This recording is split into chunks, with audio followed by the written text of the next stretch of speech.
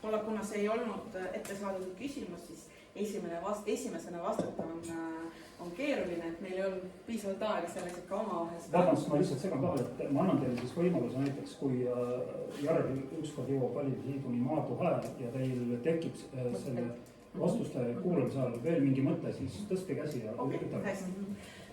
Nii nagu siin oli juba väga mitu korda oli juba öeldud, siis kui me räägime avalikust ruumi, siis oluline on see, et linnavalitsuse ametnikud, ma alustan sellest, et linnavalitsuse ametnikud oleksid kättesaadavad ka Muugal. Selleks on juba praegu toimumas siin linnavalitsuse vastuvõtuajad õnneks päris populaarsed, eriti sotsiaalvaldkonna omad. Kui me räägime sellest, mis veel, siis me teame kõik väga hästi, et näiteks Viljapuu puieste on see koht, kus on väga palju elamuid, kus elavad nii lapsed, noored kui ka eakad. Ehk siis see on veel üks koht, mis vajab arendamist ja selleks meil on olemas kaasav eelarve, kus õnneks muugakad ka osalevad väga aktiivselt ja pakuvad ka Viljapuu jaoks erinevaid lahendusi.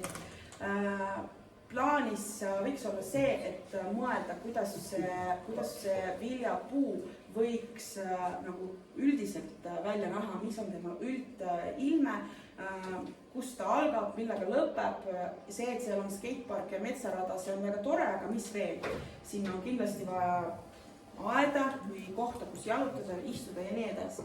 Samuti, kui me räägime avalikust loodusest, siis meil on see Kopranõmme looduskaitserada on praegu loomisel koostöös loodusseltsiga.